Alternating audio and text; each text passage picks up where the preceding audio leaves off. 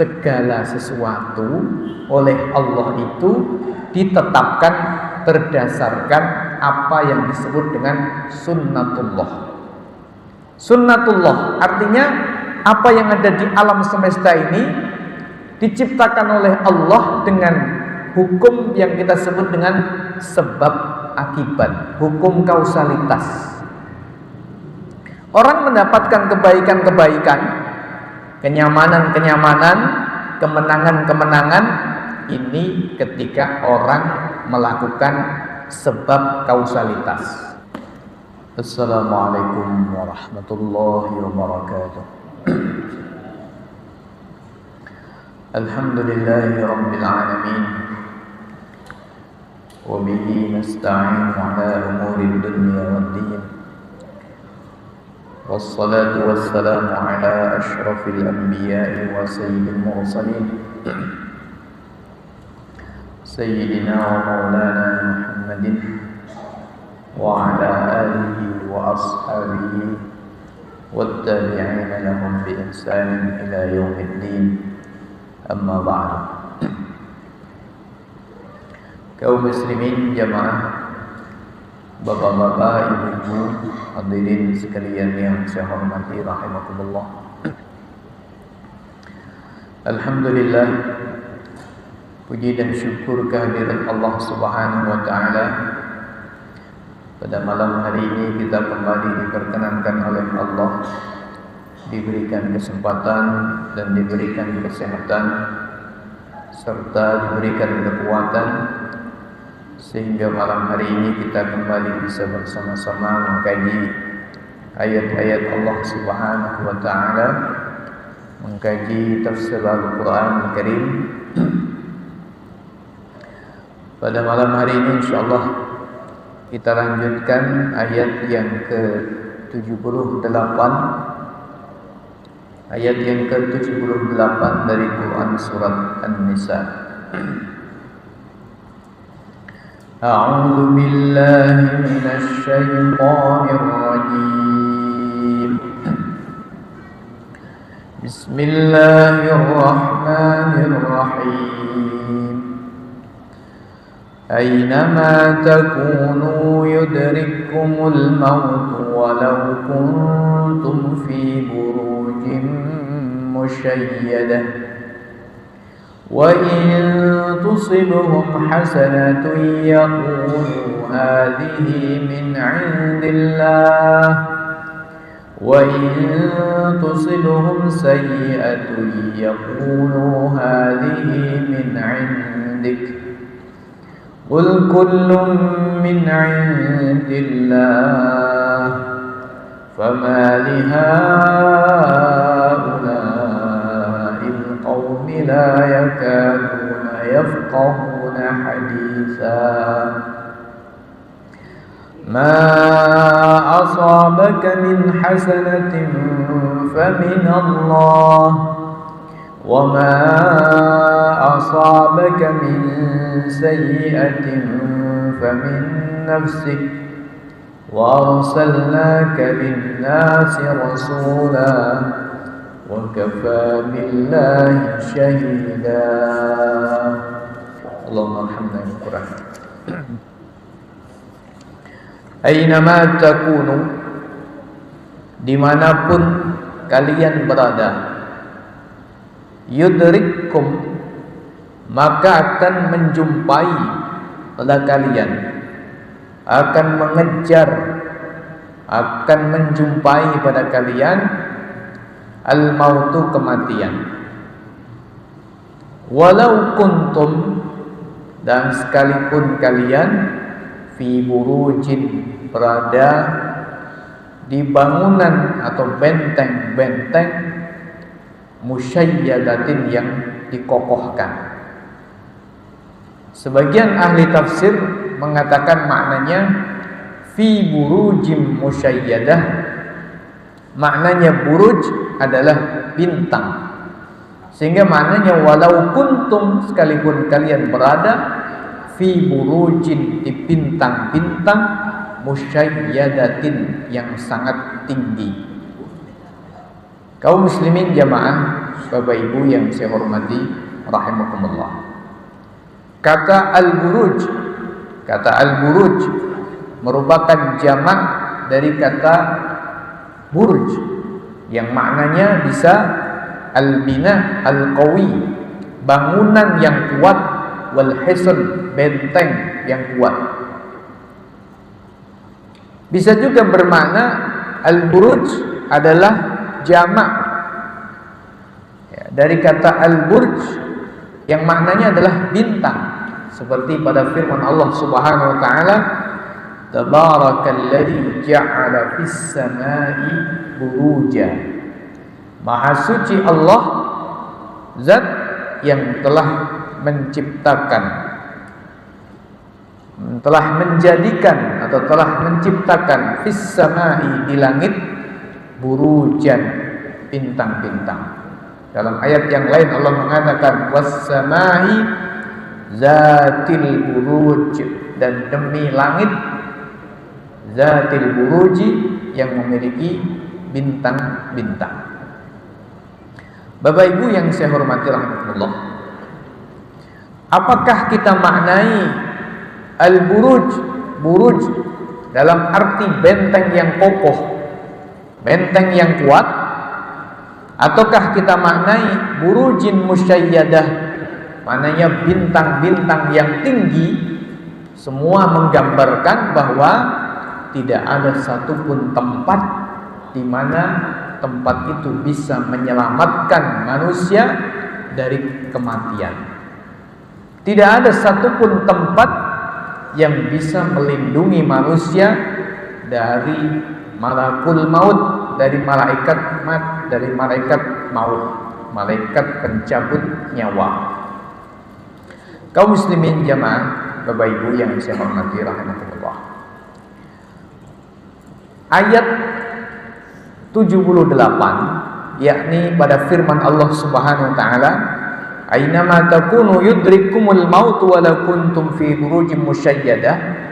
Dimanapun kalian berada, maka kematian pasti akan mengejar kalian, akan menjumpai kalian meskipun kalian berada di benteng yang sangat kuat, atau dimaknai meskipun kalian berada di atas bintang yang sangat tinggi.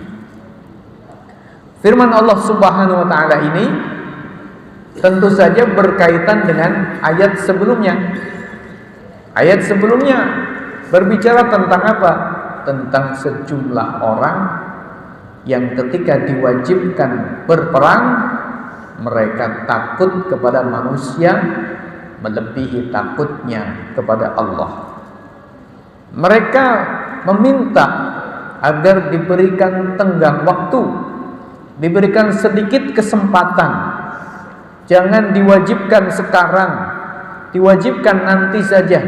Kalau sudah siap, maka dijawab oleh Allah, "Qul mata'ud dunya qalil wal akhiratu khairun liman ittaqa wa la tudlamuna fatila."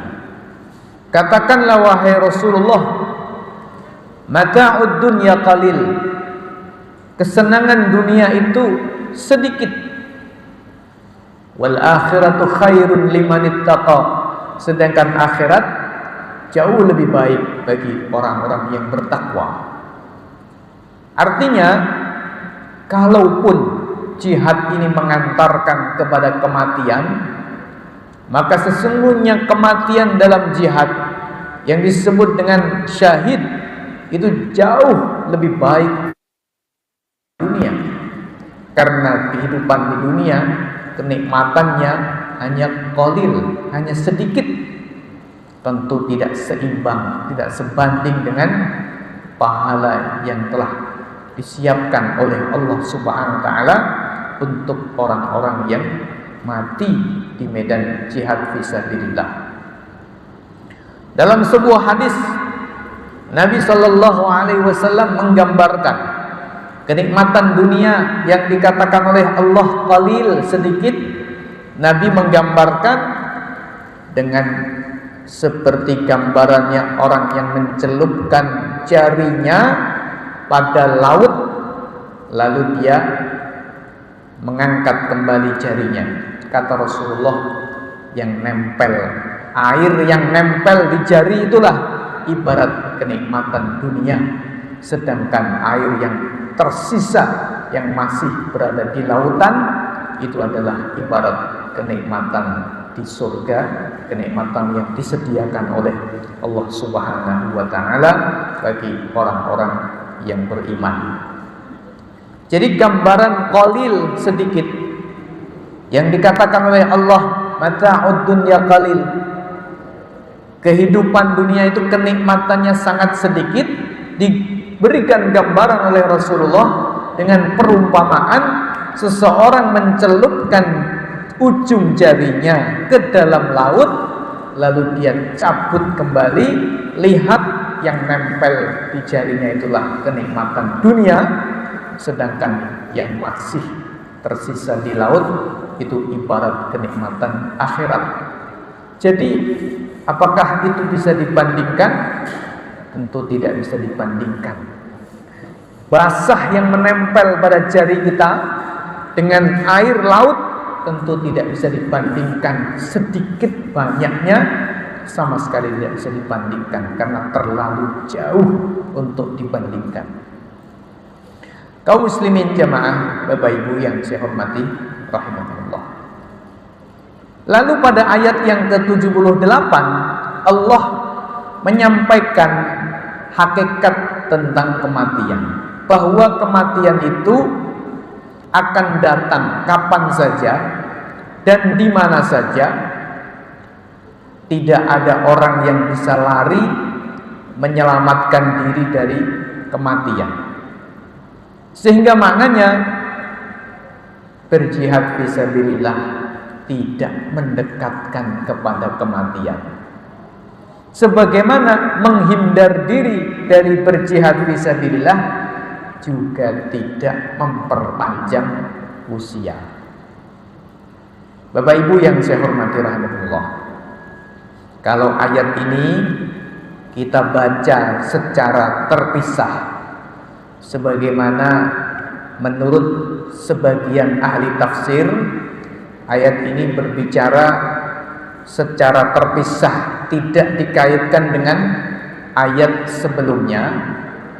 Maka ayat ini berbicara kepada seluruh kaum muslimin, seluruh kaum mukminin tentang hakikat kematian. Yang mana ketika seorang mukmin, seorang muslim tahu tentang hakikat kematian, dia datangnya semata-mata dari Allah Subhanahu wa taala, di tangan Allah Subhanahu wa taala, maka seorang mukmin tidak akan takut menyampaikan kebenaran. Jadi ketika seorang mukmin takut mati gara-gara menyampaikan kebenaran, maka ingat firman Allah Subhanahu wa taala, "Ainama takunu yudrikumul mautu walau kuntum fi burujim musyayyadah," yang memberikan pengertian bahwa kita berani menyampaikan kebenaran tidak mendekatkan pada kematian. Begitu pula tidak berani atau takut menyampaikan kebenaran sama tidak menjauhkan dari kematian. Nah, ini kalau kita bicara hakikat dan kita melihat hakikat perkaranya. Nah, orang mukmin seharusnya seperti itu. Dia melihat hakikat bahwa kematian itu di tangan Allah, sehingga dia tidak gentar menyampaikan kebenaran. Kaum muslimin jamaah, Bapak Ibu yang saya hormati rahimahullah. Tetapi sebagaimana yang kita saksikan sendiri, namanya juga manusia, maka kebanyakannya mencari aman, takut menyampaikan kebenaran karena takut mati. Padahal kalau berbicara hakikatnya tidak ada hubungannya dengan kematian. Kaum muslimin jamaah, Bapak Ibu yang saya hormati rahimahullah. Selanjutnya firman Allah Subhanahu wa taala mengatakan kepada kita tentang orang-orang munafik, sifatnya orang munafik. Allah mengatakan wa in tusibhum hasanatun yaqulu hadhihi min indillah. Jika menimpa pada mereka hasanatun, kebaikan. Maknanya kebaikan itu hal-hal yang menguntungkan. Hal-hal yang menguntungkan. Kalau petani maka sawahnya panen. Kalau pedagang dagangannya laris. Kalau pebisnis bisnisnya lancar. Dan seterusnya. Badan sehat, fisik sehat, semuanya nyaman. Kalau mereka mendapatkan kenyamanan, keenakan, mereka mengatakan hadhihi min indillah, ini dari sisi Allah. Wa in tusibhum, dan jika menimpa pada mereka sayyi'atun, keburukan, artinya kalau ada yang tidak enak, dagangannya enggak laris, sawahnya enggak panen, atau mungkin binatang ternaknya tidak banyak yang melahirkan, mereka mengatakan hadhihi min indik, ini dari sisi Muhammad. Jadi sederhananya orang-orang munafik itu ketika mendapatkan kebaikan-kebaikan menurut versi mereka, artinya ya hal-hal yang mereka senangi, mereka mengatakan ini dari Allah. Tetapi ketika keburukan-keburukan yang mereka sedang hadapi, mereka mengatakan ini gara-gara Muhammad. Nah, Bapak Ibu yang saya hormati rahimakumullah, menurut sebagian ahli tafsir, ada sejumlah orang yang masuk Islam dari suku Arab, tapi mereka masih ragu tentang kebenaran Islam. Maka ketika kebaikan-kebaikan yang mereka dapatkan, mereka mengatakan, wah ini benar, ini Islam agama yang benar, ini Islam agama yang baik ini, begitu. Tapi sebaliknya, ketika mereka merasakan ketidaknyamanan, berbagai musibah atau ujian menimpa mereka, mereka mengatakan ini kayaknya gara-gara Islam ini, gara-gara Muhammad ini, mesti gara-gara Muhammad ini. Nah, itu sebagian kabilah Arab yang baru saja masuk Islam.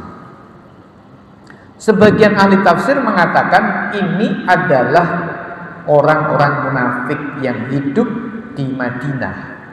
Ala kulli hal, apakah itu maksudnya orang-orang munafik yang hidup di Madinah, ataukah orang-orang Arab yang baru saja masuk Islam? Ini menggambarkan tentang kondisi Islamnya orang-orang yang Islam tapi tidak dari dalam Islam, tapi tidak ada keyakinan yang pasti, tidak ada keyakinan yang utuh, tidak ada keyakinan yang sepenuhnya terhadap Islam, sehingga dia senang dengan Islam diukur dengan materi. Senang dengan Islam diukur dengan kenyamanan. Jadi kalau nyaman, kalau menyenangkan, kalau menguntungkan, maka dia senang dengan Islam. Tapi kalau tidak menguntungkan, tidak menyenangkan, maka tidak senang kepada Islam.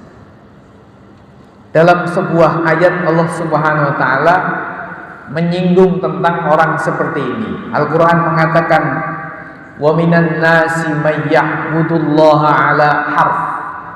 Ada di antara manusia orang-orang yang menyembah Allah ala harf, di atas satu sisi. Maknanya bagaimana?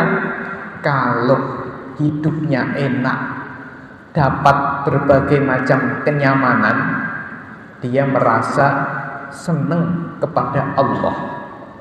Dia senang dengan ajaran Islam, senang dengan Islam. Kalau apa yang diajarkan oleh Islam itu merasa menguntungkan bagi mereka. Tapi sebaliknya, kalau apa yang diajarkan oleh Islam itu ya menurut mereka justru menimbulkan kerugian, menimbulkan masalah bagi bisnis mereka, menghalang-halangi kenyamanan bisnis mereka, maka mereka mengatakan, ini agama apa? Agama kok gawe susah wae. Nah, kira-kira seperti itu. Nah, kaum muslimin jamaah, Bapak Ibu yang saya hormati rahimakumullah. Jadi ini Allah Subhanahu wa taala mengungkap tentang isi hatinya orang-orang yang tidak benar-benar masuk ke dalam Islam. Islam hanya di dalam lisannya saja. Islam hanya di dalam bibirnya. Islam tidak masuk ke dalam hatinya. Qul kullum min indillah. Kata Allah Subhanahu wa taala, katakanlah wahai Rasul Muhammad, kullum min indillah, segalanya atau semuanya dari sisi Allah. Maknanya membedakan kalau baik dari Allah, kalau buruk gara-gara Muhammad bukan dari Allah, ini merupakan sebuah keyakinan yang pincang, sebuah keyakinan yang bengkok, keyakinan yang sesat. Kenapa? Karena segala sesuatu itu dari Allah. Maknanya apapun yang terjadi di alam semesta ini, apakah itu yang menguntungkan kita ataukah yang kita rasa membuat kita rugi, itu semuanya hakikatnya dari Allah Subhanahu wa taala. Coba mana yang kita bisa tunjuk, ya Bapak Ibu bisa tunjuk mana yang tidak dari Allah, mana? Baik itu sesuatu yang menyenangkan maupun yang tidak menyenangkan. Mana yang bukan dari Allah? Jawabannya tidak ada. Kita bisnis lancar. Pertanyaannya, bisnis lancar itu karena kepintaran kita atau karena Allah yang mengendaki? Karena Allah yang menginginkan. Mungkin orang mengatakan, loh, kan kita bisnis, kita sudah merancang, kita sudah sekolah bisnis, ya, jurusan sekolah kita jurusan sekolah bisnis, dan kita memiliki wawasan dan channeling yang luas untuk bisnis. Ya, ini usaha kita. Maka jawabannya, apakah kita bisa sekolah kalau Allah tidak memberikan otak kepada kita? Apakah kita bisa bisnis kalau Allah tidak memberikan otak untuk kita, tidak memberikan akal untuk kita, tidak memberikan mulut yang bisa bicara untuk kita, tidak memberikan mata, tidak memberikan telinga? Belum lagi semua yang kemudian datang yang bisa membuat orang percaya kepada kita juga bukan kita, tetapi semua hakikatnya adalah Allah Subhanahu wa ta'ala. Sehingga tidak ada satupun perkara terjadi kecuali dari sisi Allah Subhanahu wa ta'ala. Begitu pula kalau perkara itu buruk, mungkin kita mengalami kerugian, kita mengalami kebangkrutan, ya hakikatnya Allah. Hakikatnya Allah artinya semuanya oleh Allah diciptakan dengan hukum, dengan sistem alamnya, dengan sunnatullahnya. Kalau begini akan terjadi begini, kalau begini akan terjadi begini.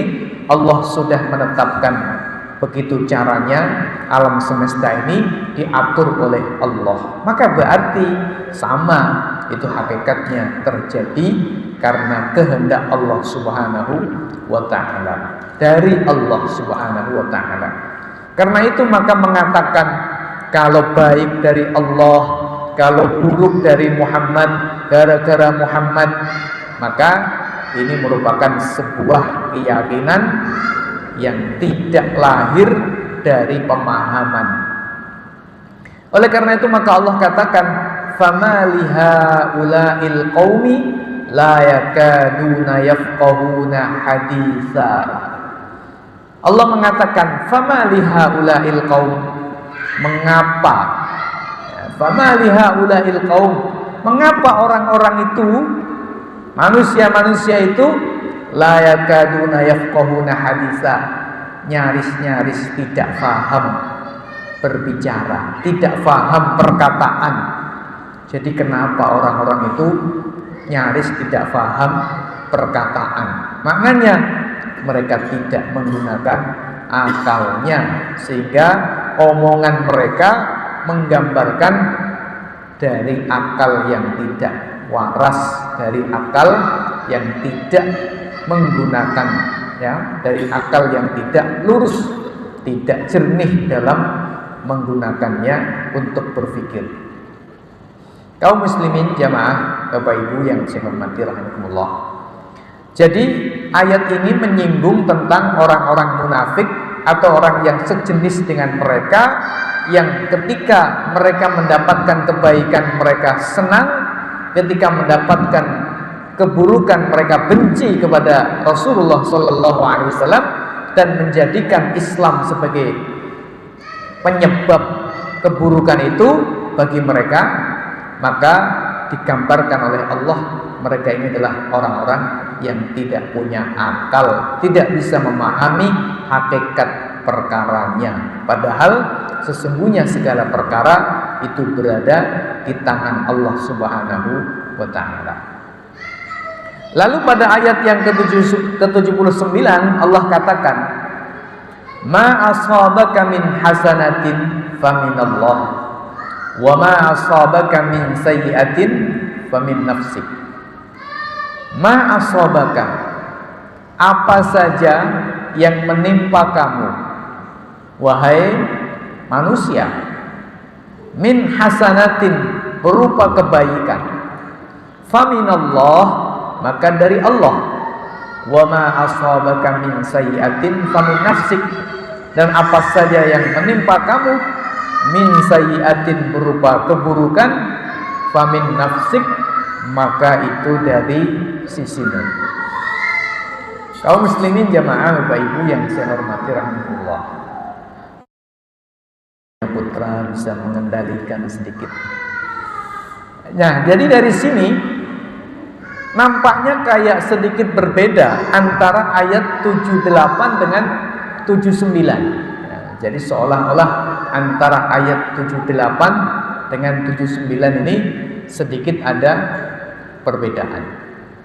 Tadi dikatakan segala sesuatu dari Allah, tapi di ayat 79 dikatakan oleh Allah Subhanahu wa ta'ala, apa saja yang menimpa kamu berupa kebaikan maka itu dari Allah, sedangkan apa saja yang menimpa kamu berupa keburukan maka itu dari dirimu sendiri. Seolah-olah bertentangan antara ayat 78 dengan 79. Jawabannya tidak.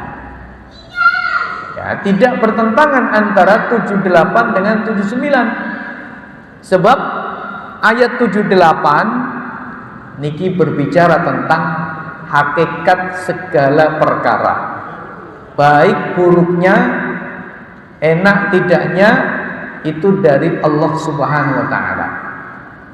Artinya Allah yang menciptakan, begitu.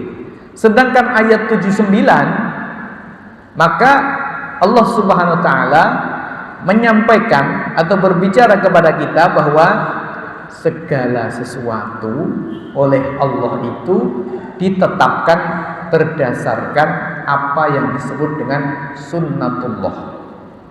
Sunnatullah artinya apa yang ada di alam semesta ini diciptakan oleh Allah dengan hukum yang kita sebut dengan sebab akibat, hukum kausalitas.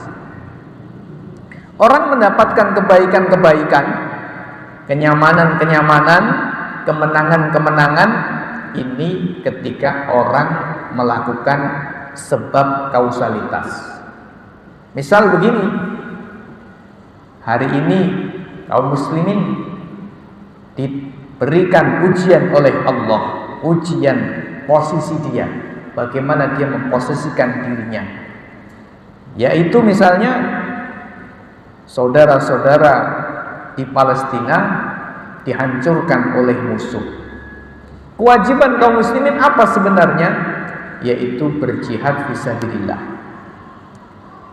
Nah, kadang-kadang orang yang tidak mengerti atau bisa dikatakan orang bodoh akan mengatakan, loh, bukannya Allah itu zat yang maha kuasa untuk menolong hambanya, ngapain juga kita harus berperang kalau Allah menghendaki untuk mengalahkan Israel kan gampang. Kalau Allah menghendaki untuk menolong kaum muslimin Palestina kan gampang. Maka jawabannya, segala sesuatu oleh Allah ditetapkan berdasarkan sebab akibat, hukum kausalitas. Jadi kalau kaum muslimin diam sampai 100 tahun yang akan datang, tetap Israel akan menjajah. Buktinya 70 tahun lamanya sudah, karena kaum muslimin tidak melakukan apapun untuk saudaranya di Palestina. Bagaimana kalau doa, mendoakan Palestina, mendoakan kemenangan untuk Palestina, maka doa itu tidak dijadikan oleh Allah sebagai sebab bagi terlaksananya atau terciptanya atau terwujudnya sesuatu. Panjenengan kepingin punya anak, sudah punya istri, terus setiap malam berdoa, tapi mohon maaf tidak pernah berhubungan badan, maka selamanya panjenengan tidak akan punya anak. Kenapa? Karena Allah menetapkan sebab akibat atau hukum kausalitas lahirnya anak adalah melalui hubungan badan, meskipun tidak selalu kalau terjadi hubungan badan langsung lahir anak. Tetapi ketika orang itu berdoa tanpa melakukan hubungan badan, tidak akan lahir anak. Itu sebab kausalitas yang Allah tetapkan, kecuali dalam kondisi yang tidak normal, hanya terjadi pada seorang nabi saja. Nabi Adam lahir tanpa bapak ibu, ya. Nabi Isa lahir tanpa bapak, ya. Tapi kalau kita cari di dunia yang lahir tanpa bapak, maka tidak ada. Yang banyak lahir tapi bapaknya nggak jelas, itu banyak, gitu ya. Tapi kalau lahir tanpa peran laki-laki itu tidak ada, kecuali Nabi Isa alaihissalam. Nah, kaum muslimin jamaah, Bapak Ibu yang saya hormati rahimakumullah, begitu juga panjenengan misalnya kepingin menikah, maka Allah jadikan sebab kausalitasnya bagaimana? Ya tentu saja menyampaikan keinginannya, mencari jodohnya, meminta pertolongan atau minta bantuan kepada orang atau sejenisnya. Bagaimana agar keinginan kita menikah ini dimengerti oleh orang, ya kita kemudian melakukan upaya-upaya sampai akhirnya ketika ketemu jodohnya, ketemu orang yang mau, kita juga melakukan balasan-balasan, respon-respon yang akhirnya sampai kepada akad nikah. Kalau misalnya orang itu hanya diam saja, berdoa di rumahnya, ya Allah minta jodoh, ya Allah minta jodoh, tidak pernah ketemu dengan satu orang pun, dia hidup di atas gunung sendirian umpamanya. Kalau tidak di atas gunung, ya hidup di rumah sendirian, tidak pernah keluar, minta jodoh, maka ya tidak terjadi, karena sunnatullahnya tidak demikian. Nah, Bapak Ibu yang saya hormati rahmatullah. Jadi kalau begitu, kalau ada kebaikan dari siapa? Dari Allah. Ini bicara hakikat segala sesuatu. Kalau ada keburukan dari siapa? Ya dari Allah hakikatnya. Tapi pasti ada peranan manusia yang tidak benar. Yang tidak benar. Contohnya seperti apa? Misal ya, ketika anak kita itu nakal, misalnya. Ini kan sesuatu yang buruk. Kita menganggap itu sesuatu yang buruk. Saya pikir orang sepakat kalau anak nakal itu keburukan. Nah, pertanyaannya itu dari Allah atau dari kita? Jawabannya ya, kalau kita lihat hakikatnya dari Allah. Tetapi kalau kita lihat kenapa, sebab akibatnya apa kok bisa terjadi seperti itu, maka kita yang melakukannya, kita yang menyebabkannya. Jadi kalau anak itu nakal, itu mesti ada peranan orang tuanya. Entah karena diabaikan, entah karena tidak dijaga pergaulannya, entah karena tidak dididik dengan benar, entah bagaimana. Pokoknya ada yang tidak dilakukan oleh orang tua dengan benar. Maka Nabi Shallallahu Alaihi Wasallam pun mengatakan misalnya, kullu mauludin yuladu alal fitrah, setiap anak dilahirkan di atas fitrah. Maknanya dia bakatnya punya bakat untuk iman. Tapi kok bisa jadi Yahudi, Nasrani atau Majusi atau agama yang lain? Siapa yang memerankan itu? Maka kata Rasulullah, fa'abawahu, orang tuanya lah, bapak atau ibunya, yuhawidanihi, yang membuat dia Yahudi, au yunassiranihi, membuat dia Nasrani, au yumajjisani, atau membuat dia Majusi, atau membuat dia sekuler, atau membuat dia liberal, atau membuat dia ateis, atau membuat dia macam-macam. Itu peranan orang tuanya misalnya. Bisa juga karena temannya, bisa juga karena lingkungannya. Intinya bahwa ketika ada hal-hal yang buruk, maka hakikatnya dari Allah, tapi itu karena kesalahan kita tidak menjalankan sebab akibat atau hukum kausalitas dengan benar yang telah ditetapkan oleh Allah. Misalnya, katakanlah banjir dan longsor, misalnya begitu. Ini karena apa? Ya tentu saja semuanya Allah yang menghendaki. Tetapi hukum alam ini diatur oleh Allah. Bagaimana ekosistemnya ditetapkan oleh Allah. Nah, ketika manusia ini tidak mengindahkan hukum yang telah Allah tetapkan, ya, dia melakukan eksploitasi dengan cara yang berlebihan, melakukan penambangan, melakukan penebangan hutan dan lain sebagainya dengan cara yang tidak benar, ya, menyalahi ketentuan hukum alam yang telah Allah tetapkan, maka terjadi banjir atau longsor atau terjadi lain-lain.